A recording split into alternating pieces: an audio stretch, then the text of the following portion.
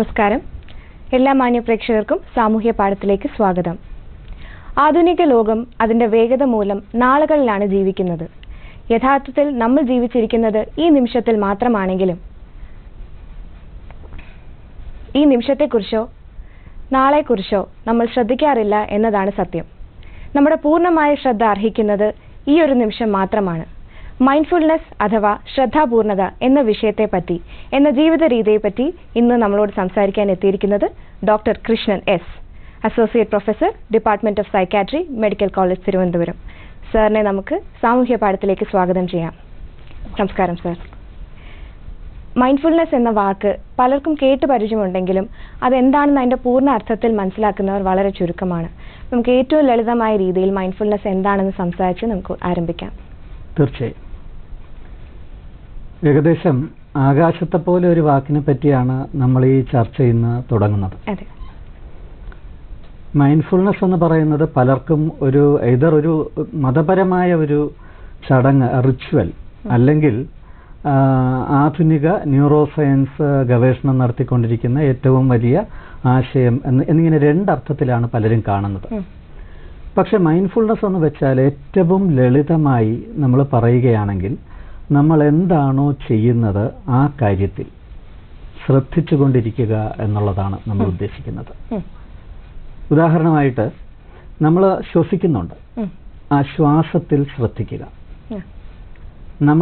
നമ്മുടെ ശരീരത്തെ പറ്റി ശ്രദ്ധിക്കുക, നമ്മുടെ ചിന്തകളെ പറ്റി ശ്രദ്ധിക്കുക, നമ്മുടെ വികാരങ്ങളെ പറ്റി ശ്രദ്ധിക്കുക. ഈ ശ്രദ്ധിക്കുക എന്ന് പറയുമ്പോൾ അതിൻ്റെ കൂടെ ചെറിയ ഒരു ആശയം കൂടി നമ്മൾ ചേർക്കും. മുൻവിധികളില്ലാതെ, പ്രത്യേകിച്ച് മുൻവിധികളില്ലാതെ, ലേബലുകളൊന്നും ചേർക്കാതെ, തുറന്ന മനസ്സോടുകൂടി മനഃപൂർവ്വം നമ്മൾ വർത്തമാനകാല നിമിഷത്തിൽ ശ്രദ്ധിക്കുന്നതിലൂടെ നമുക്ക് ലഭിക്കുന്ന ഒരു കഴിവ് അല്ലെങ്കിൽ തിരിച്ചറിവ്, അതിനെയാണ് നമ്മൾ മൈൻഡ്ഫുൾനെസ് എന്ന് പറയുന്നത്. തീർച്ചയായും. ഡോക്ടർ, നമ്മൾ വായിച്ചറിഞ്ഞതും കേട്ടറിഞ്ഞതും ആയിട്ടുള്ളതിൽ നിന്ന് നമ്മൾ മനസ്സിലാക്കുന്നത് മൈൻഡ്ഫുൾനെസ് എന്നാൽ മനോനിറവ് എന്നാണ് നമ്മൾ ഇത്രയും നാളും കേട്ടുവരുന്നത്. എന്നാൽ ശ്രദ്ധാപൂർണത എന്ന വാക്കാണ് അതിന് കൂടുതൽ യോജിക്കുക എന്ന് ഡോക്ടർ പറയാൻ കാര്യം എന്താണ്? മൈൻഡ്ഫുൾനെസ്സിൽ നമ്മൾ മനസ്സ് നിറയ്ക്കുന്നുമില്ല, മനസ്സ് ഒഴിക്കുന്നുമില്ല ചിന്തകളിൽ നിന്നും. മൈൻഡ്ഫുൾനെസ് എന്ന് പറയുന്ന ആശയത്തിൽ ഇത് രണ്ട് വാക്കുകളാണുള്ളത്. മൈൻഡ് അഥവാ മൈൻഡിങ് എന്ന് വെച്ചാൽ ശ്രദ്ധിക്കുക. ഫുൾനെസ് എന്നുള്ളത് പൂർണ്ണമായും ശ്രദ്ധിക്കുക എന്നുള്ളതാണ്. പക്ഷേ മനോനിറവ് എന്ന് പറയുമ്പോൾ നമ്മൾ എന്തോ ഒരു കാര്യം കൊണ്ട് മനസ്സ് നിറയ്ക്കുകയാണ്. അതുപോലെ തന്നെ ചിലർ മാനസികാത്മകത എന്ന് പറയാറുണ്ട്. ഈ വാക്കുകളൊന്നും മൈൻഡ്ഫുൾനെസ് എന്ന ആശയത്തെ ഒരിക്കലും പൂർണ്ണമായി ഉൾക്കൊള്ളുന്നില്ല. പൂർണ്ണമായി ശ്രദ്ധിക്കുക എന്നുള്ള വാക്കാണ് മൈൻഡ്ഫുൾനെസ് എന്ന ആശയത്തെ ഉൾക്കൊള്ളിക്കുന്നത്. അതുകൊണ്ടാണ് ശ്രദ്ധാപൂർണത പൂർണ്ണമായി നമ്മൾ ചെയ്തുകൊണ്ടിരിക്കുന്ന, നമ്മൾ നടന്നുകൊണ്ടിരിക്കുന്ന, നമുക്ക് ചുറ്റും നടന്നുകൊണ്ടിരിക്കുന്ന കാര്യങ്ങളിൽ ശ്രദ്ധിക്കുന്നതാണ് മൈൻഡ്ഫുൾനെസ് എന്ന് പറയാൻ കാരണം. തീർച്ചയായും. അപ്പം നമ്മൾ നമ്മുടെ സറൗണ്ടിങ്സിന് കുറച്ചുകൂടെ ശ്രദ്ധ കൊടുക്കുകയാണ്. അവിടെ കോൺസെൻട്രേഷൻ എന്ന് പറയുന്ന ഒരു വാക്കിന് മൈൻഡ്ഫുൾനെസ്സിൽ അത്രത്തോളം ഇമ്പോർട്ടൻസ് വരുന്നില്ല. അപ്പോൾ ഈ കോൺസെൻട്രേഷനും അറ്റൻഷനും തമ്മിൽ എത്രത്തോളം വ്യത്യാസപ്പെട്ടിരിക്കുന്നു? അത് നമ്മൾ ബേസിക്കായിട്ട് സയന്റിഫിക് ആയിട്ടുള്ള എക്സ്പ്ലനേഷൻ എടുത്താൽ തന്നെ അറ്റൻഷൻ എന്ന് പറയുന്നത് നമ്മുടെ കയ്യിൽ എന്താണോ ഉള്ളത് അതിൽ നമ്മൾ ശ്രദ്ധിക്കുക. പക്ഷെ കോൺസെൻട്രേഷൻ എന്ന് പറയുമ്പോൾ കുറച്ചുകൂടി ബലം പിടിച്ചാണ് നമ്മൾ ശ്രദ്ധിക്കുന്നത്. വളരെ സൂക്ഷിച്ച് കയ്യിലുള്ള കാര്യത്തിൽ ശ്രദ്ധിക്കുന്നു. അതിനെയാണ് നമ്മൾ ഏകാഗ്രത. അറ്റൻഷൻ എന്ന് പറയുമ്പോൾ ശ്രദ്ധയും, കോൺസെൻട്രേഷൻ എന്ന് പറയുമ്പോൾ ഏകാഗ്രതയും. ഇത് രണ്ടും നമ്മുടെ തലച്ചോറിന്റെ ഫംഗ്ഷൻ തന്നെയാണ്, തലച്ചോറിന്റെ മുൻഭാഗത്തെ ഫംഗ്ഷൻ തന്നെയാണ്. പക്ഷേ അറ്റൻഷന് നമ്മുടെ ഭാഗത്തു നിന്നും കൂടുതൽ പരിശ്രമം വേണ്ട. കോൺസെൻട്രേഷന് നമ്മുടെ ഭാഗത്തു നിന്നുമുള്ള പരിശ്രമം കൂടുതൽ വേണം. തികച്ചും ആയാസരഹിതമായി മൈൻഡ്ഫുൾനെസ് പരിശീലിക്കാം എന്ന് നമ്മൾ പറയുന്നതും അതുകൊണ്ട് തന്നെയാണ്.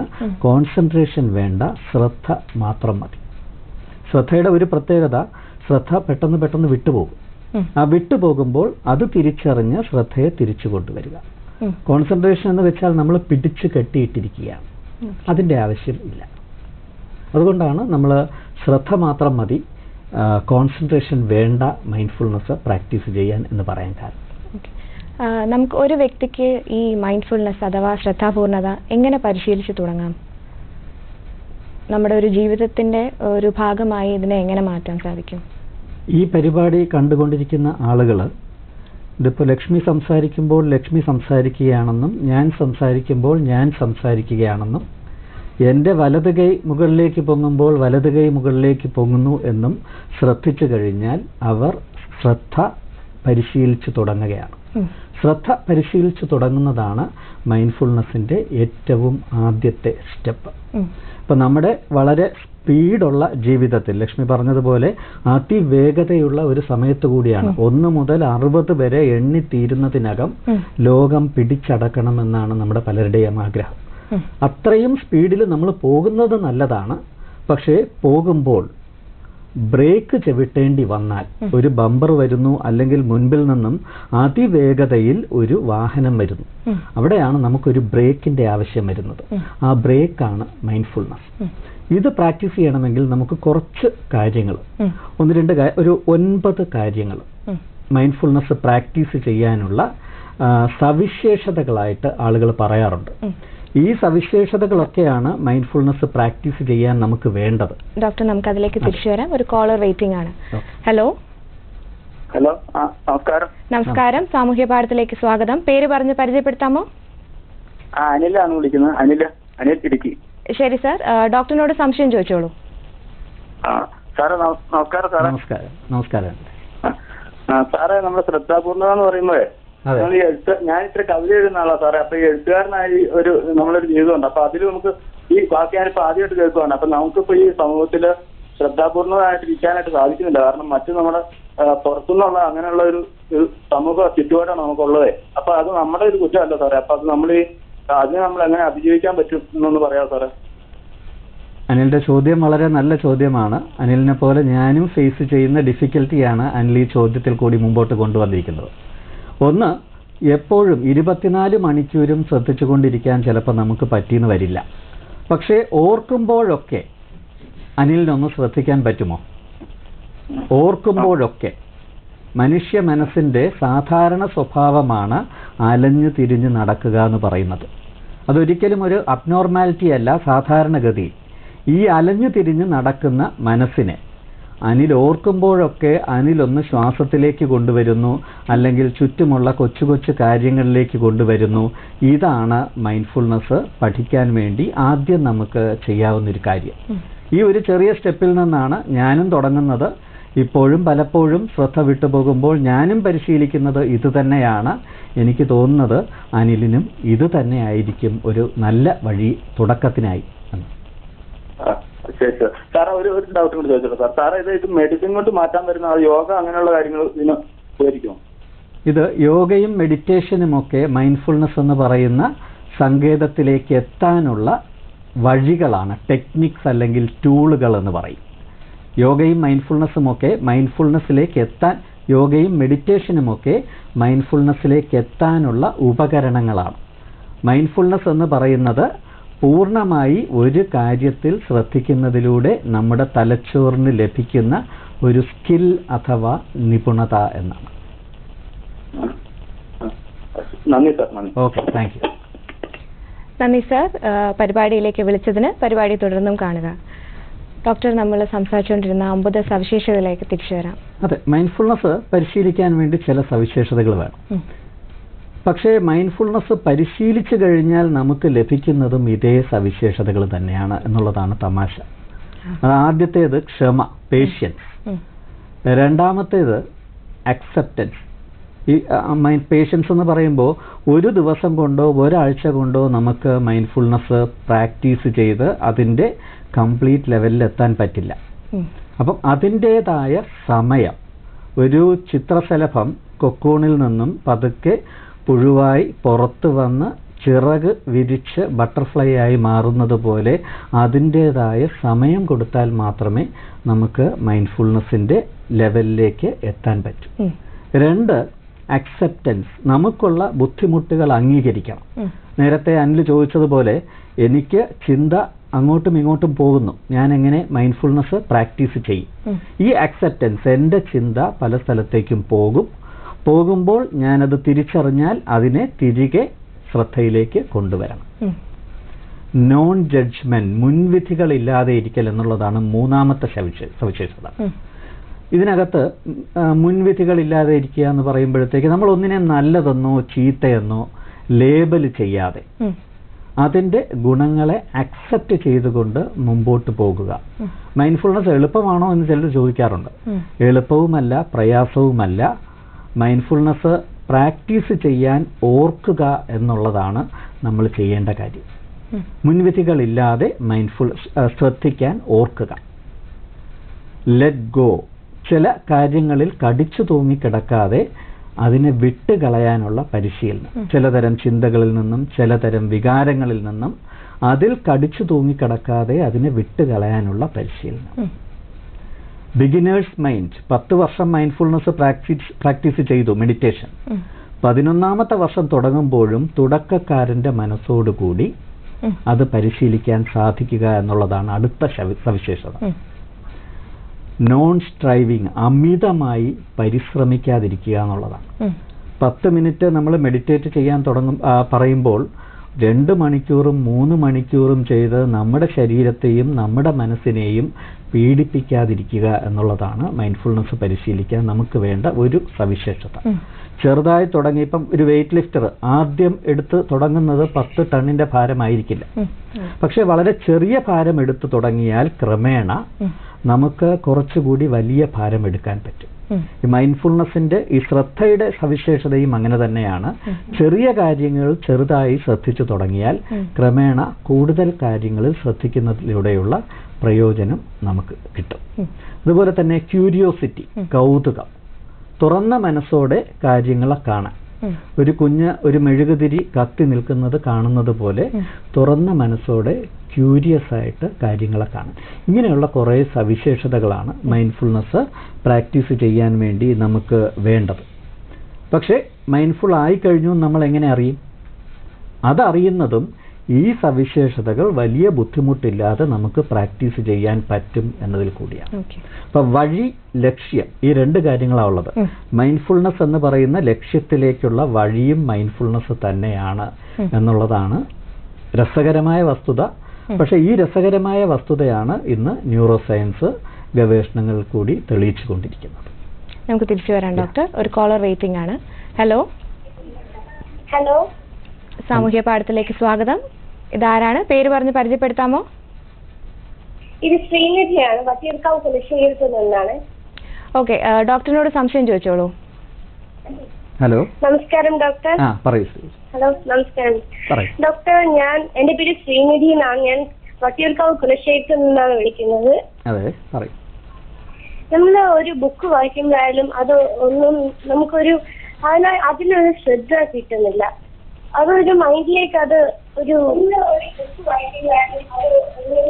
ശ്രദ്ധ കിട്ടുന്നില്ല. അപ്പൊ അതിന് ഒരു കാര്യം പറയുന്നില്ല. ബുക്ക് വായിക്കുമ്പോൾ ശ്രദ്ധ കിട്ടുന്നില്ല. ആ, അതെ അതെ. പഠിക്കുന്ന ബുക്കാണോ? ആ, സാധാരണ നമ്മൾ വായിക്കുന്ന ബുക്കാണ്. പഠിക്കുന്ന ബുക്കായാലും അങ്ങനത്തെ ബുക്കാണ്. അതൊന്നും വായിക്കുമ്പോഴൊന്നും ഒരു കോൺസെൻട്രേഷൻ കിട്ടുന്നില്ല അതിൽ തന്നെ. അതെ. ഇതിനു മുമ്പ് ആരെങ്കിലും നമ്മളെ ശ്രദ്ധിക്കാൻ പഠിപ്പിച്ചിട്ടുണ്ടോ? ഞാൻ സ്റ്റുഡന്റ് ആണ്. ഭാരതീയ വിദ്യാഭ്യാസത്തിലാണ് പഠിക്കുന്നത്. അതെ. ആരെങ്കിലും നമ്മളെ ശ്രദ്ധിക്കാൻ പഠിപ്പിച്ചിട്ടുണ്ടോ? ഞാനിത് ചോദിക്കാൻ കാരണം, ഞാനൊരു ഡോക്ടർ ആവുന്നത് വരെ എന്നെ ആരും ശ്രദ്ധിക്കാൻ പഠിപ്പിച്ചിട്ടില്ല. എപ്പോഴും ആളുകൾ പറയും ശ്രദ്ധിച്ച് പഠിക്കുക, ശ്രദ്ധിച്ചിരിക്കുക, ശ്രദ്ധിച്ച് നടക്കുക എന്നൊക്കെ പറയും. ആരെങ്കിലും ശ്രദ്ധിക്കാൻ പഠിപ്പിച്ചിട്ടുണ്ടോ? അങ്ങനെ വെച്ചാൽ എന്റെ അമ്മയൊക്കെ പറയുന്നുണ്ട് എപ്പോഴും ശ്രദ്ധിച്ച് നടക്കണം, ശ്രദ്ധിച്ച് പഠിക്കണം, ഇതിൽ തന്നെ കോൺസെൻട്രേറ്റ് ചെയ്യണം എന്നൊക്കെ പറയാറുണ്ട്. ഓക്കെ, അപ്പൊ നമുക്കിപ്പോ ഒന്ന് ശ്രദ്ധിക്കാൻ പഠിച്ചാലോ ഈ പരിപാടി കൂടി? പഠിക്കാം. ശരി. അപ്പൊ വളരെ സിമ്പിൾ ആണ്. വെറുതെ ഇരിക്കുക. വെറുതെ ഇരിക്കാൻ പറ്റുമോ? വെറുതെ ഇരിക്കാൻ പറ്റും. വെറുതെ ഇരിക്കുക. മൂക്കിന്റെ അറ്റത്ത് കൂടി ശ്വാസം അകത്തേക്കും പുറത്തേക്കും പോകും അല്ലേ? പോവും. അപ്പൊ അതിൽ നമ്മൾ ശ്രദ്ധിക്കുക. കണ്ണു അടച്ച് വെറുതെ ഇരുന്ന് മൂക്കിന്റെ അറ്റത്തുള്ള ശ്വാസത്തിലൊന്ന് ശ്രദ്ധിക്കുക. ഏകദേശം ഒരു 5 മിനിറ്റിൽ തുടങ്ങുക, കഴിയുന്നതും 10, 15, ഇങ്ങനെ മാക്സിമം ഒരു 15 മിനിറ്റ് വരെയൊക്കെ മതി ഒരു ദിവസം. ഈ ശ്രദ്ധിച്ചുകൊണ്ടിരിക്കാൻ തുടങ്ങുമ്പോൾ എന്താ പറ്റുക എന്ന് വെച്ച് കഴിഞ്ഞാൽ നമ്മുടെ മനസ്സ് അവിടെ നിന്ന് ഓടിപ്പോവും. ചുറ്റുമുള്ള ശബ്ദങ്ങളിൽ, ചുറ്റുമുള്ള ആളുകളിൽ, അടുക്കളയിൽ വെച്ചിരിക്കുന്ന ഭക്ഷണം, അല്ലെങ്കിൽ ഇങ്ങനെ ഒരുപാട് കാര്യത്തിലേക്ക് നമ്മുടെ മനസ്സ് ഓടിപ്പോവും. ഓടിപ്പോകുമ്പോൾ നമ്മുടെ ജോലി എന്ന് പറയുന്നത് മനസ്സിനെ തിരിച്ച് പിടിച്ചുകൊണ്ട് വന്ന് നമ്മുടെ ശ്വാസത്തിൽ കെട്ടിയിടുക. ഇതാണ് നമ്മൾ ശ്രദ്ധ പഠിക്കാനുള്ള എക്സർസൈസ്. ഇപ്പൊ സാധാരണഗതിയിൽ ഈ എക്സർസൈസ് കുറച്ച് ദിവസം ചെയ്യുമ്പോൾ നമ്മുടെ ശ്രദ്ധ കൂടുന്നതായിട്ടാണ് കണ്ടുവരുന്നത്. പിന്നെ എന്നിട്ടും ശ്രദ്ധിക്കാൻ പറ്റില്ല എന്നുണ്ടെങ്കിൽ നേരിട്ടൊരു ഡോക്ടറെ കണ്ട് ഇതെന്തുകൊണ്ട് പറ്റില്ല, പക്ഷെ ശ്രദ്ധിക്കാനുള്ള ഏറ്റവും എളുപ്പം വഴി, ഏറ്റവും അഡ്വാൻസ്ഡ് ടെക്നിക്കാണ് നമ്മളിപ്പോൾ പഠിച്ചത്. Okay, thank you doctor. പരിപാടിയിലേക്ക് വിളിച്ചതിന് നന്ദി. പരിപാടി തുടർന്നും കാണുക. ഡോക്ടർ, ഇനി ചോദിക്കാനുള്ളത്, ഈ ഒരു മൈൻഡ്ഫുൾനെസ് പരിശീലനം അത് ഒരാൾക്ക് അഡോപ്റ്റ് ചെയ്യാൻ പറ്റുന്ന ഏറ്റവും നല്ലൊരു സമയം എന്താണ്? കാരണം നമ്മൾ കേട്ട് വരുന്നത് പ്രഭാതകാലങ്ങളിൽ നമ്മൾ മൈൻഡ്ഫുൾനെസ് പരിശീലിപ്പിക്കുമ്പോൾ അത് ഏറ്റവും എഫക്റ്റീവ് ആവുന്നു, അല്ലെങ്കിൽ അങ്ങനെ ഒരു പർട്ടിക്കുലർ സമയം, ഒരു ദിവസത്തെ സമയം നമുക്ക് പറയാൻ പറ്റുമോ? മൈൻഡ്ഫുൾനെസ് പഠിക്കാൻ പ്രത്യേകിച്ച് സമയമൊന്നുമില്ല. എപ്പോഴൊക്കെയാണോ നിങ്ങൾക്ക് ശ്രദ്ധിക്കാൻ പറ്റുന്നത് അപ്പോഴൊക്കെ മൈൻഡ്ഫുൾനെസ് പ്രാക്ടീസ് ചെയ്യാം.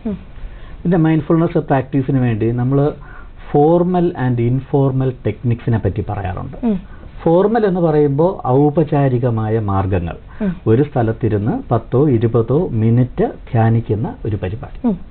ഇൻഫോർമൽ എന്ന് പറയുമ്പോൾ നമ്മൾ അനൗപചാരികമായി, നമ്മൾ സ്ട്രക്ചേർഡ് അല്ലാതെ നമ്മൾ ചെയ്യുന്ന ഒരുപാട് കാര്യങ്ങളിലേക്ക്, ഉദാഹരണം നടക്കുമ്പോൾ, അല്ലെങ്കിൽ നമ്മൾ എഴുതുമ്പോൾ, സംസാരിക്കുമ്പോൾ, ഈ സമയത്തൊക്കെ ശ്രദ്ധിക്കുന്ന പരിപാടിയാണ്. ഈവൻ നമ്മൾ കുളിക്കുമ്പോഴും പല്ല് തേക്കുമ്പോഴും കക്കൂസിലിരിക്കുമ്പോൾ പോലും പ്രാക്ടീസ് ചെയ്യാവുന്ന വളരെ സിമ്പിളായിട്ടുള്ള ഒരു ടെക്നിക്കാണ് മൈൻഡ്ഫുൾനെസ്. ഒരു കാര്യം മാത്രം നമുക്ക് തുടക്കത്തിൽ നമ്മൾ ശ്രദ്ധിച്ചാൽ മതി. നമുക്ക് ശ്വാസത്തിൽ ശ്രദ്ധിക്കാനുള്ള കഴിവുണ്ടെങ്കിൽ ഏത് പ്രായത്തിലും ഏത് സമയത്തും എവിടെ വെച്ചും നമുക്ക് മൈൻഡ്ഫുൾനെസ് പരിശീലനം തുടങ്ങാം. ഓക്കെ ഡോക്ടർ, ഇത് നമ്മുടെ കേരളത്തിലെ ഇപ്പോഴത്തെ ഒരു മാനസിക ആരോഗ്യ അന്തരീക്ഷം നമ്മുടെ ജനങ്ങളെ സംബന്ധിച്ച് നോക്കുമ്പോൾ ഈ മൈൻഡ്ഫുൾനെസ്സിന് എത്രത്തോളം പ്രസക്തിയാണ് ഇന്ന് നമ്മുടെ കേരള സമൂഹത്തിലുള്ളത്? വളരെ പ്രസക്തമായ ഒരു ചോദ്യമാണ്. ഒരുപക്ഷെ ഏറ്റവും കൂടുതൽ അധികാരികൾ കേൾക്കേണ്ട ചോദ്യം.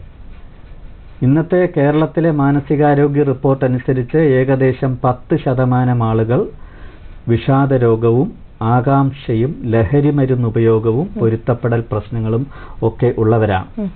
നമ്മൾ കുറച്ചുകൂടി വൈഡായിട്ട് ചിന്തിച്ചാൽ കേരളം ഇപ്പോഴും ആത്മഹത്യാ നിരക്കിൽ ഏകദേശം 5ാം സ്ഥാനത്ത് നിൽക്കുന്നു. വിവാഹമോചനം കൂടിക്കൂടി വരുന്നു. കൊലപാതകങ്ങൾ കൂടിക്കൂടി വരുന്നു. വികാരങ്ങൾ കൂടുതലായിട്ട് പ്രകടിപ്പിച്ച് ആളുകൾ കൂടുതൽ പ്രശ്നങ്ങളിലേക്ക് ചാടുന്ന ഒരുപാട് കാര്യങ്ങൾ കൂടിക്കൂടി വരികയാണ്. അപ്പോൾ ഇതെല്ലാം നമ്മൾ ആലോചിച്ചു കഴിഞ്ഞാൽ ലോകത്തിൽ പല സ്ഥലത്തും നടക്കുന്ന ഗവേഷണങ്ങളും ചേർത്ത് വെച്ച് വായിച്ചാൽ നമ്മുടെ ഇന്നത്തെ കേരളത്തിന് ഏറ്റവും അനുയോജ്യമായ ഒരു മനഃശാസ്ത്ര അനുബന്ധ ചികിത്സാ രീതി എന്ന നിലയിൽ മൈൻഡ്ഫുൾനെസ്സിന് ഏറെ പ്രസക്തിയുണ്ട്. ഡോക്ടർ ഇപ്പോൾ പറഞ്ഞതുപോലെ ആങ്സൈറ്റി അല്ലെങ്കിൽ ആകാംക്ഷ, വിഷാദരോഗം ഇതുപോലുള്ള കോമൺ ആയിട്ടുള്ള മനസ്സിന് സംഭവിക്കുന്ന കുറച്ച് രോഗാവസ്ഥകൾ, ഇവരെ തരണം ചെയ്യാൻ നമ്മൾക്ക് മെഡിക്കൽ സയൻസ് തന്നെ കുറേ ഗുളികകളും മരുന്നുകളും പറയുന്നുണ്ട്. എന്നാലും ഒരു ശാശ്വതമായ പരിഹാരത്തിന് എപ്പോഴും മൈൻഡ്ഫുൾനെസ് തന്നെയാണ് കുറച്ചുകൂടെ ഉപകാരപ്രദം, അല്ലേ? അതൊരു കുഴയ്ക്കുന്ന ചോദ്യമാണ്. ഒന്ന്, മൈൻഡ്ഫുൾനെസ് മരുന്നുകൾക്കെതിരല്ല. അപ്പോൾ നമുക്ക് വിഷാദ രോഗത്തിന്റെ കാര്യം എടുക്കാം. കേരളത്തിൽ 10% ആളുകൾക്കുണ്ട്. മദ്യപിക്കുന്നവരിൽ ഒരു 60% പേര് വിഷാദരോഗമുള്ളവരാണെന്ന് പറയുന്നു. നമുക്ക് വിഷാദരോഗത്തിന്റെ കാര്യം എടുക്കാം. ഇത് ഒരു തവണ വന്നു കഴിഞ്ഞാൽ വീണ്ടും വരാനുള്ള സാധ്യത 50%. 2 തവണ വന്നു കഴിഞ്ഞാൽ വീണ്ടും വരാനുള്ള സാധ്യത 70%. 3 തവണ വന്നാൽ വീണ്ടും വരാനുള്ള സാധ്യത 90%. പക്ഷെ മരുന്നുകൾ അത് കഴിക്കുന്ന സമയത്ത് മാത്രമേ നമുക്ക് പ്രയോജനം തരുന്നുള്ളൂ. പക്ഷേ അനുബന്ധ ചികിത്സാ രീതി എന്ന നിലയിൽ മൈൻഡ്ഫുൾനെസ്സും കൂടെ ചേർത്താലോ, അവിടെയാണ് നമ്മൾ UK പോലെയുള്ള രാജ്യങ്ങളിൽ നടന്നിട്ടുള്ള മൈൻഡ്ഫുൾനെസ് ഉൾപ്പെടുന്ന മനഃശാസ്ത്ര ചികിത്സകളുടെ ഫലം ആലോചിക്കേണ്ടത്. അവർ പറയുന്നത് വിഷാദ രോഗം വന്നു കഴിഞ്ഞാൽ വീണ്ടും വരാനുള്ള സാധ്യത വളരെയധികം കുറയ്ക്കാൻ മൈൻഡ്ഫുൾനെസ്സിന് സാധിക്കുന്നു. ലഘുവായതും മധ്യമ തീവ്രതയുള്ളതുമായ വിഷാദ രോഗങ്ങളിൽ ഔഷധങ്ങളെപ്പോലെ തന്നെ മൈൻഡ്ഫുൾനെസ്സും ഉൾപ്പെടുത്തിയിട്ടുള്ള മനഃശാസ്ത്ര ചികിത്സ ഫലപ്രദമാണ്. പക്ഷേ ഗുരുതരമായ വിഷാദ രോഗങ്ങളിൽ മൈൻഡ്ഫുൾനെസ് കുറച്ചുകൂടി നല്ല ഫലം തരാൻ സാധ്യതയുണ്ട്. പ്രത്യേകിച്ച് ഈ ചെറുപ്പകാലങ്ങളിൽ ഒരുപാട് സ്ട്രെസ്സുകളൊക്കെ നേരിട്ടിട്ടുള്ള ആൾക്കാർ, അബ്യൂസ് പോലെയുള്ള കാര്യങ്ങൾ നേരിട്ടിട്ടുള്ള ആൾക്കാർ, അവർ മൈൻഡ്ഫുൾനെസ് പോലെയുള്ള ചികിത്സാ രീതികൾക്ക് കൂടുതൽ നന്നായിട്ട് പ്രതികരിക്കും എന്നാണ് പറയുന്നത്. ഓക്കെ ഡോക്ടർ, നമുക്കൊരു കോളർ വെയിറ്റിംഗ് ആണ്, കോളിലേക്ക് പോവാം. ഹലോ ഹലോ, സാമൂഹ്യ പാഠത്തിലേക്ക് സ്വാഗതം. പേര് പറഞ്ഞ് പരിചയപ്പെടുത്താമോ? എന്റെ പേര് ശോഭ. ഞാൻ തൃശ്ശൂർ ജില്ലയിൽ നിന്നാണ് വിളിക്കുന്നത്. ഓക്കെ, ഡോക്ടറിനോട് സംശയം ചോദിച്ചോളൂ. പറഞ്ഞോളൂ ശോഭ. ഓക്കെ, നമസ്കാരം സാർ. പറഞ്ഞോളൂ. എനിക്ക് 57 വയസ്സുണ്ട് സാർ. അപ്പോ എനിക്ക് 2 കുട്ടികൾ ആൺമക്കളാണ്. അപ്പൊ എനിക്ക് എന്റെ പ്രശ്നം എന്താണെന്ന് വിചാരിച്ചാ, എനിക്ക് നെഗറ്റീവ് ആയിട്ടുള്ള ചിന്തകൾ കുറെ അധികം ഉണ്ടെന്ന് എനിക്ക് തന്നെത്താൻ തോന്നുന്നുണ്ട്. അപ്പോ കുട്ടികളെ പുറത്തേക്ക് പോയാലും അവരെ പറ്റിയിട്ട് അവര് വീട്ടിലേക്ക് വരുന്നവരെ എനിക്ക് വല്ലാത്തൊരു ഉത്കണ്ഠയും ഒരു നെഗറ്റീവ് ആയിട്ടുള്ള ഓരോ കാര്യങ്ങളും വരുന്നു മനസ്സിൽ. അപ്പൊ ഞാൻ സ്വയം അങ്ങനെ അല്ല എന്നുള്ളത് ആവാനായിട്ട് വേണച്ചിട്ട് ഇങ്ങനെ തീരുമാനിക്കും. പക്ഷെ അതിന്റെ കൂടെ ഇതാണ് കയറി വരുന്നത്. അതുപോലെ തന്നെ സന്ധ്യാസമയത്ത് സന്ധ്യാനാമങ്ങൾ ചെല്ലുമ്പോ എനിക്ക് ആ നാമത്തിൽ പൂർണ്ണമായിട്ട് എനിക്ക് അങ്ങോട്ട് ഇൻവോൾവ് ആവാൻ പറ്റണില്ല. കുറച്ച് ചിന്തകള് ഇതുപോലെ തന്നെ ഇടിച്ചു കയറി വരിക. അപ്പോ ഞാന് ഒരു അരമണിക്കൂറൊക്കെ ഞാൻ നാമം ചൊല്ലാറുണ്ട്.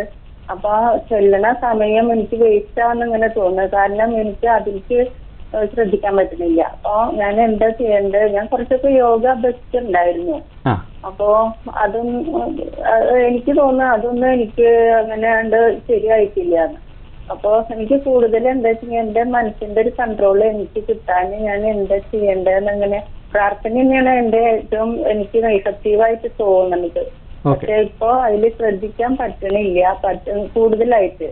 അപ്പൊ അതുപോലെ തന്നെ ഞാൻ നന്നായി വായിച്ചിരുന്നു. ഇപ്പൊ എനിക്ക് വായിച്ചതൊന്നും ശ്രദ്ധയിൽ നിൽക്കുന്നില്ല. അപ്പൊ കുറച്ചൊക്കെ ഞാൻ പ്രധാനപ്പെട്ട ഭാഗങ്ങളൊക്കെ മുമ്പൊക്കെ എഴുതി വെച്ചിരുന്നു. പെട്ടെന്ന് മറന്നു പോണ ഒരു പോലെയൊക്കെ തോന്നുക. അപ്പൊ ഞാൻ എന്താ ചെയ്യേണ്ടതെന്ന് സാറിനടുത്ത് നമുക്കൊന്ന് നോക്കാം. ശോഭയുടെ പ്രശ്നം നമുക്ക് ഏതാനും മിനിറ്റുകൾ കൊണ്ട് നമുക്ക് കൈകാര്യം ചെയ്യാൻ പറ്റില്ല. എന്നാലും നമുക്കൊന്ന് ആലോചിച്ച് നോക്കാം. എനിക്ക് 53 വയസ്സായി, ശോഭയ്ക്ക് 57 വയസ്സായി, അല്ലെ? ഒരു 4 വയസ്സിന്റെ വ്യത്യാസമേ ഉള്ളൂ. ഏകദേശം ഒരേപോലത്തെ ചിന്തകളായിരിക്കും നമുക്ക്. നമ്മുടെ മനസ്സിന്റെ ചില പ്രത്യേകതകൾ: ഒന്ന്, നമ്മുടെ മനസ്സ് അടങ്ങിയിരിക്കുന്നില്ല, അലഞ്ഞു തിരിഞ്ഞു നടക്കും. 2, കഴിഞ്ഞുപോയ പല കാര്യങ്ങളും മനസ്സിങ്ങനെ അയവിറക്കിക്കൊണ്ടിരിക്കും, അല്ലേ? അത് നല്ല കാര്യമൊന്നും അയവിറക്കത്തില്ല. നമുക്ക് ഇഷ്ടപ്പെടാത്ത കാര്യങ്ങളാണ് നമ്മൾ നെഗറ്റീവ് എന്ന് പറയുന്നത്, അല്ലേ? ശോഭ പറഞ്ഞൊരു കാര്യം തന്നെ, നെഗറ്റീവ് ചിന്തകൾ വരുന്നു എന്നുള്ളതാണ്. അപ്പൊ എന്തുകൊണ്ടാണ് ഒരു ചിന്തയെ ശോഭ നെഗറ്റീവ് എന്ന് വിളിക്കുന്നത്? ഒന്നുകിൽ നമുക്ക് ഇഷ്ടമല്ല. അപ്പൊ അത് ചിന്തയുടെ കുഴപ്പമാണോ നമ്മുടെ കുഴപ്പമാണോ?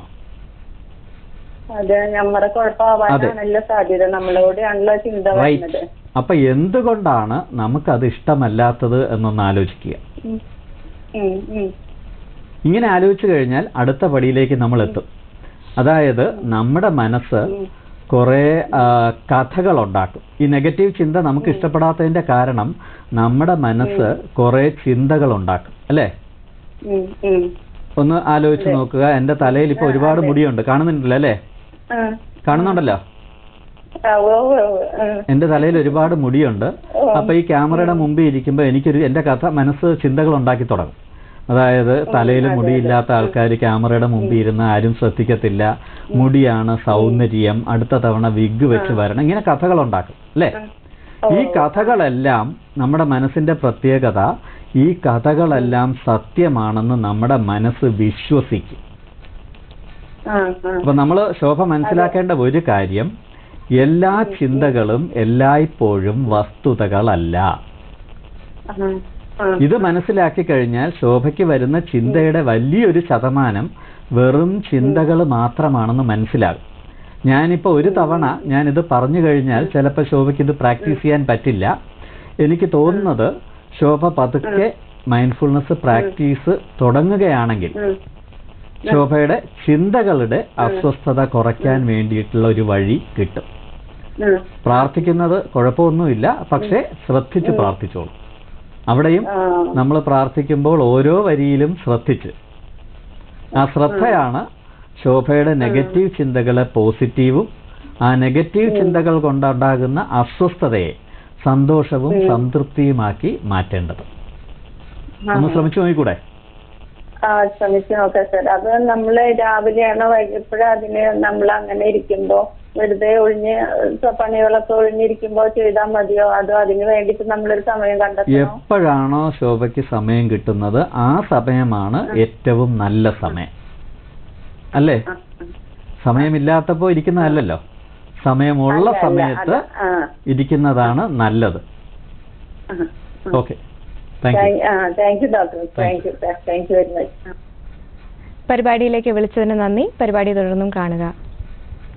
ഡോക്ടർ, മാനസിക രോഗങ്ങൾ ഒരു സ്ഥലത്ത് നിൽക്കട്ടെ, നമുക്ക് ചില സമയത്ത് നമ്മുടെ തന്നെ വികാരങ്ങളെ പരിധിയിൽ നിർത്താൻ പറ്റാതെ വരും. ഉദാഹരണത്തിന് ഒരാൾ ഭയങ്കരമായിട്ട് ദേഷ്യം പ്രകടിപ്പിക്കുക അല്ലെങ്കിൽ ഉച്ചത്തിൽ സംസാരിക്കുക, അതുമൂലം ഉണ്ടാകുന്ന പ്രശ്നങ്ങളെ മൈൻഡ്ഫുൾനെസ് കൊണ്ട് എങ്ങനെ പരിഹരിക്കാം? നമ്മുടെ വികാരങ്ങളെ നമുക്ക് എങ്ങനെ പരിധിയിൽ നിർത്താം മൈൻഡ്ഫുൾനെസ്സിന്റെ പരിശീലനത്തിലൂടെ?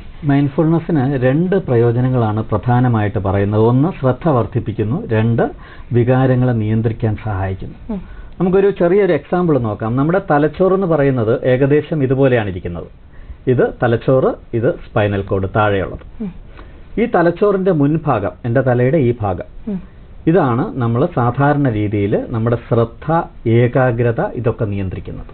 ഈ ഭാഗം ഇത് നമ്മൾ പ്രീ ഫ്രോണ്ടൽ കോർട്ടക്സ് എന്ന് പറയും. ഈ ശ്രദ്ധയും ഏകാഗ്രതയും ഒക്കെ നല്ല രീതിയിൽ പ്രവർത്തിക്കുമ്പോൾ നമ്മുടെ ബാക്കി കാര്യങ്ങളെല്ലാം കാര്യമായിട്ട് തന്നെ നടക്കും. പക്ഷെ എന്തെങ്കിലും കാരണവശാൽ ശ്രദ്ധയും ഏകാഗ്രതയും കുറയുകയാണെങ്കിൽ, ഉദാഹരണം അല്പം സ്ട്രെസ് വരുമ്പോൾ, അല്ലെങ്കിൽ ഒരു ഡിപ്രഷൻ വരുമ്പോൾ, ആകാംക്ഷ വരുമ്പോൾ, കുറച്ച് ആൽക്കഹോൾ വല്ലതും കഴിച്ചു കഴിയുമ്പോൾ ഈ ശ്രദ്ധ പതുക്കെ ഇങ്ങനെ വിട്ടുമാറും. വിട്ടുമാറിക്കഴിയുമ്പോൾ നമ്മൾ ഇതിൻ്റെ അടിയിലാണ് നമ്മുടെ വികാരങ്ങളെ നിയന്ത്രിക്കുന്ന ഭാഗം. ശ്രദ്ധ മാറിക്കഴിയുമ്പോൾ വികാരങ്ങളെ നിയന്ത്രിക്കുന്ന ഭാഗം നമ്മളെ കീഴടക്കും. നമ്മളിതിന് അമിഗ്ഡല ഹൈജാക്ക് എന്ന് പറയും. വികാരങ്ങൾ നമ്മളെ കീഴടക്കും. അപ്പോൾ നമ്മളിത് വർദ്ധിപ്പിക്കാൻ ഒരു കാര്യം മാത്രം ചെയ്താൽ മതി, ശ്രദ്ധയൊന്ന് കൂട്ടി മെയിൻറ്റെയിൻ ചെയ്താൽ മതി. ഈ ശ്രദ്ധ കൂട്ടാനുള്ള മാർഗങ്ങളിൽ പ്രധാനപ്പെട്ട ഒന്നാണ് മൈൻഡ്ഫുൾനെസ്. ചിലപ്പോൾ ചിലതരം മരുന്നുകളും ശ്രദ്ധ കൂട്ടാൻ സഹായിക്കും. അപ്പോൾ ഇങ്ങനെ നമ്മൾ ശ്രമിച്ചു കഴിഞ്ഞാൽ, നമ്മൾ നോക്കിക്കഴിഞ്ഞാൽ ഈ വികാരങ്ങൾ കൂടുന്നതാണ് പലപ്പോഴും പല അപകടങ്ങൾക്കും കാരണമാകുന്നത്. അടുത്ത കാലത്ത് ഒരു ചർച്ച തന്നെ കേരളത്തിൽ നടക്കുകയുണ്ടായി. അതായത് ഒരു പ്രത്യേക തരം പ്രൊഫഷണൽസ് ഒന്നുകിൽ ആളുകളെ അവരുടെ കൈ കൊണ്ട് ബാക്കി ആളുകൾ മരിക്കുന്നു, അല്ലെങ്കിൽ അവർ പോയിട്ട് ആത്മഹത്യ ചെയ്യുന്നു. ആക്രമമാണോ അതോ ആത്മഹത്യയാണോ അവർ ചെയ്യുന്നത് എന്നുള്ള. എന്തുകൊണ്ട്? ഈ 2 ഘട്ടങ്ങളിലും വികാരങ്ങൾ മാത്രമാണ് അവരെ നിയന്ത്രിക്കുന്നത്. സങ്കടം വന്നാലോ അവർ ഇത് തന്നെ ചെയ്യും. ദേഷ്യം വന്നാലോ അവരുടെ കൈ കൊണ്ട് ബാക്കിയുള്ള ആൾക്കാർ മരിക്കും. ഇതേ പ്രശ്നം കാനഡ പോലെയുള്ള രാജ്യങ്ങളിലും ഉണ്ടായിരുന്നു. അവര് മൈൻഡ്ഫുൾനെസ് ഉപയോഗത്തിൽ വരുത്തിയപ്പോഴാണ് ആ നാട്ടിലെ ഈ പ്രത്യേക പ്രൊഫഷണൽസിന്റെ ദേഷ്യവും ബേൺ ഔട്ട്, ഡിപ്രഷൻ, ആൻസൈറ്റി ഇതൊക്കെ, അതുപോലെ സബ്സ്റ്റൻസ് യൂസ്, ലഹരി മരുന്നുകൾ, ഇതൊക്കെ കൺട്രോൾ ചെയ്യാൻ പറ്റിയത്. നമ്മുടെ നാട്ടില് ഒരു പക്ഷേ ഇന്ന് ഏറ്റവും കൂടുതൽ ഇത് വേണ്ടത് പ്രൊഫഷണൽസിനാണ്, വിദ്യാർത്ഥികൾക്കും അതുപോലെ. നമുക്കൊരു കോളർ വെയിറ്റിംഗ് ആണ് ഡോക്ടർ. ഹലോ. മാഡം, ഞാൻ കലാധരൻ, ബാംഗ്ലൂരിൽ നിന്ന് വിളിക്കാം. മാഡം, ഡോക്ടറിനോട് സംശയം ചോദിച്ചോളൂ. ഡോക്ടർ, ഞാൻ കലാധരൻ, ബാംഗ്ലൂരിൽ നിന്ന് വിളിക്കാം. ഡോക്ടർ സാർ, ഞാൻ ചോദിക്കുന്നത് ഈ ശ്രദ്ധാപൂർണത എന്ന് പറയുന്നത് ഒരു അല്ലെങ്കിൽ മൈൻഡ്ഫുൾനെസ് പറയുന്ന ഒരു പുതിയ സബ്ജക്റ്റ് ആണോ? ഇത് നമ്മളെ ഭാരതീയ ഋഷീശ്വരന്മാരും അല്ലെങ്കിൽ വേദാന്തികൾ അല്ലെങ്കിൽ സ്പിരിച്വലി പാത്ത് ഫോളോവേഴ്സും എല്ലാം പറയുന്ന മനസ്സിന്റെ 4 അവസ്ഥകളെ കുറിച്ച് പറയുന്നുണ്ട് ഭാരതീയ ദർശനങ്ങളിൽ. സ്വപ്നാവസ്ഥ, ജാഗ്രതാവസ്ഥ, അങ്ങനെ നാലാമത്തെ അവസ്ഥയാണ് തുര്യം. ഈ ശ്രദ്ധാപൂർണത പറയുന്നത് നമ്മൾ ആ തുര്യാവസ്ഥയിലേക്ക്, ആ നാലാമത്തെ അവസ്ഥയിലേക്ക് നമ്മൾ എത്താനുള്ള ആ ഭാരത ദർശനങ്ങളുടെ തന്നെ ഒരു വേറൊരു വകഭേദം തന്നെയല്ല ഇത്. അതും ഇതും വ്യത്യാസമുണ്ടോ അതൊന്നും അറിയാൻ പറ്റും. വളരെ നല്ല ചോദ്യം. മൈൻഡ്ഫുൾനെസ് എന്ന് പറയുന്നത് 3 തരത്തിൽ നമുക്ക് സമീപിക്കാവുന്ന ഒരു ആശയമാണ്. ഭൗതികമായിട്ടും മനഃശാസ്ത്രപരമായിട്ടും ആത്മീയമായിട്ടും സമീപിക്കാം. ഇതിൽ ഞാൻ ഒരു മസ്തിഷ്കാധിഷ്ഠിതമായിട്ടാണ് മൈൻഡ്ഫുൾനെസ്സിനെ കാണുന്നത്. പ്രത്യേകിച്ചും അന്ധവിശ്വാസങ്ങൾ ഒഴിവാക്കാനും ആധുനിക രീതിയിലുള്ള റിസർച്ചുകൾ മൈൻഡ്ഫുൾനെസ്സിൽ കൊണ്ടുവരാനും വേണ്ടിയിട്ടാണ് ഇതിനെ ബ്രെയിൻ ബേസ്ഡ് ആയിട്ട് മാത്രം നമ്മൾ കാണുന്നത്. അപ്പോൾ മൈൻഡ്ഫുൾനെസ് എന്ന് പറയുന്നത് എന്നെ സംബന്ധിച്ച് ബ്രെയിനിൻ്റെ ഒരു സ്കില്ലാണ്. ഇത് നമ്മളെ അതീന്ദ്രിയമായ ഒരു തലത്തിലേക്കും എത്തിക്കുന്നില്ല എന്നാണ് ആധുനിക ശാസ്ത്രം പറയുന്നത്. പക്ഷേ ആധുനിക ശാസ്ത്രം പറയുന്നത് ഇതൊരു വലിയ സ്കില്ലാണ്.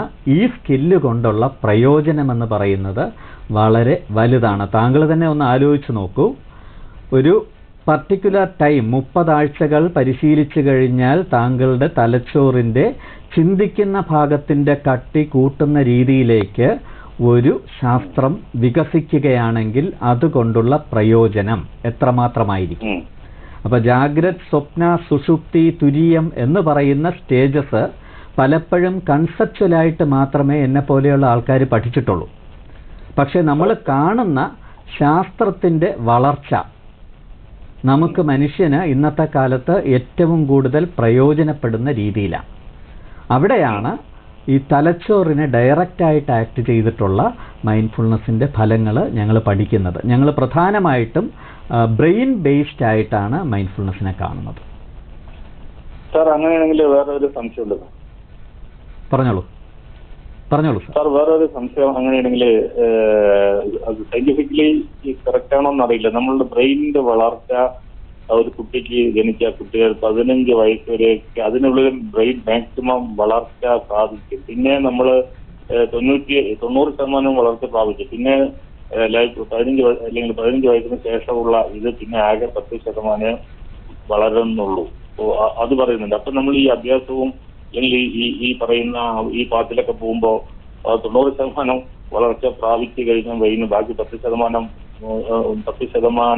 എന്ത് ഫുൾഫിൽ അച്ചീവ്മെന്റിലേക്ക് പോകാനുള്ള അതിന് സാധ്യത എത്രത്തോളം ഉണ്ട്?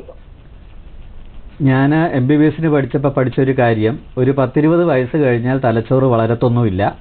അത് കഴിഞ്ഞ് തലച്ചോറിന് എന്തെങ്കിലും ക്ഷതം പറ്റിയാൽ ഏകദേശം നമ്മുടെ ചകിരി നാര് പോലെയുള്ള നാരുകൾ വന്നിട്ട് ആ ക്ഷതം ക്ലിയർ ചെയ്യും എന്നാണ് പഠിച്ചത്. പക്ഷെ ഇന്ന് ഞാനിപ്പോൾ എൻ്റെ സ്റ്റുഡൻസിനെ പഠിപ്പിക്കുന്നത് ഏത് പ്രായത്തിലും തലച്ചോറിനെ നമ്മൾ വിചാരിച്ചാൽ വേണ്ട രീതിയിൽ മാറ്റിയെടുക്കാൻ പറ്റും എന്നാണ്. ഇപ്പം 90s 1990കളിൽ ദലൈലാമ കുറച്ച് ന്യൂറോ സയൻറ്റിസ്റ്റുകളുടെ കൂടെ ഇരുന്ന് ഒരു മീറ്റിംഗ് നടത്തി. അപ്പോൾ ന്യൂറോ സയൻറ്റിസ്റ്റ് എല്ലാം കൂടി ദലൈലാമയുടെ അടുത്ത് ചോദിച്ചത്, നിങ്ങളുടെ പറയുന്ന ഈ മെഡിറ്റേഷന് നമ്മുടെ തലച്ചോറിൽ എന്തെങ്കിലും മാറ്റം വരുത്താൻ പറ്റുമോ എന്ന്. ദലൈലാമ തിരിച്ചൊരു ചോദ്യം ചോദിച്ചു എന്നാണ് പറയുന്നത്, ഒരാൾ മെഡിറ്റേറ്റ് ചെയ്താൽ അടുത്തിരിക്കുന്ന ആളിന് വല്ല പ്രയോജനവും കിട്ടുമോ? അന്ന് ന്യൂറോ സയൻറ്റിസ്റ്റ് ഒക്കെ വളരെ മനോഹരമായിട്ട് ചിരിച്ചു എന്നാണ് പറയുന്നത്. പക്ഷെ അവർ ചിരിച്ച ചോദ്യമാണ് ഇന്ന് നമ്മൾ ഗവേഷണം നടത്തുന്നത്. ഒരു വ്യക്തി മെഡിറ്റേറ്റ് ചെയ്താൽ അയാൾ ജീവിക്കുന്ന കുടുംബത്തിൽ, അയാൾ ജീവിക്കുന്ന സമൂഹത്തിൽ മാറ്റങ്ങൾ ഉണ്ടാകുമോ? ഉണ്ടാകും എന്നാണ് നമ്മുടെ ഫലങ്ങളൊക്കെ പറയുന്നത്. നമ്മുടെ തലച്ചോറിനകത്ത് ഒരു തരം കോശങ്ങളുണ്ട്, ദർപ്പണ കോശങ്ങളെന്ന് പറയും, മിറർ ന്യൂറോൺ, അനുകരണ കോശങ്ങൾ എന്നൊക്കെ. അപ്പോൾ ഈ കോശങ്ങളുടെ പ്രത്യേകത, ഒരാൾ പുറത്ത് വെച്ചിരിക്കുന്ന ഒരു ജിലേബി അതിപ്പോൾ ഞാൻ എടുത്ത് കഴിക്കുമ്പോൾ എൻ്റെ തലച്ചോറിലെ കോശങ്ങൾ തുള്ളിച്ചാടും, ഒരു പ്രത്യേക കോശങ്ങൾ. പക്ഷെ എൻ്റെ മുൻപിലിരിക്കുന്ന ലക്ഷ്മി ആ ജിലേബി എടുത്ത് കഴിച്ചാലും എൻ്റെ തലച്ചോറിലുള്ള അതേ കോശങ്ങൾ തുള്ളിച്ചാടും. ഇതിനെയാണ് ദർപ്പണ കോശങ്ങളെന്ന് പറയുന്നത്. സമൂഹത്തിൽ കാണുന്ന പല പെരുമാറ്റ രീതികളും അനുകരിക്കാനുള്ള പ്രവണത നമ്മുടെ തലച്ചോറിനുണ്ട്. അപ്പോൾ ഒന്ന് ആലോചിച്ച് നോക്കൂ, താങ്കൾ കാംനെസ് പരിശീലിക്കുകയാണെങ്കിൽ താങ്കൾക്ക് ചുറ്റുമുള്ളവരിൽ കാംനെസ് വരും. താങ്കൾ അട്ടഹാസവും അക്രമവും പരിശീലിക്കുകയാണെങ്കിൽ താങ്കൾക്ക് ചുറ്റുമുള്ളവരിലും ആ സ്വഭാവം പകരാനുള്ള സാധ്യതയുണ്ട്. വ്യക്തമായ ഗവേഷണ ഫലങ്ങൾ വന്നുകൊണ്ടിരിക്കുന്നതേയുള്ളൂ. പക്ഷേ നാളത്തേക്ക് നമ്മൾ ശ്രദ്ധയോടെ ശ്രദ്ധിക്കേണ്ട ഒരു ഗവേഷണമെന്ന് പറയുന്നത് ഇതാണ്: ഒരു വ്യക്തിയുടെ തലച്ചോറിന് അയാളുടെ സ്വന്തം തലച്ചോറിനെയും അടുത്തിരിക്കുന്നവരുടെ തലച്ചോറിനെയും ഏതൊക്കെ രീതിയിൽ സ്വാധീനിക്കാൻ പറ്റും. മനഃശാസ്ത്രവും മനോരോഗ ചികിത്സയും ന്യൂറോ സയൻസും ഒക്കെ വളരെ ശ്രദ്ധയോടെ ഇന്ന് നോക്കിക്കാണുന്ന ഒരു ചോദ്യമാണിത്. ഈ ചോദ്യം കൊണ്ടുവന്നതിന് വളരെ നന്ദി.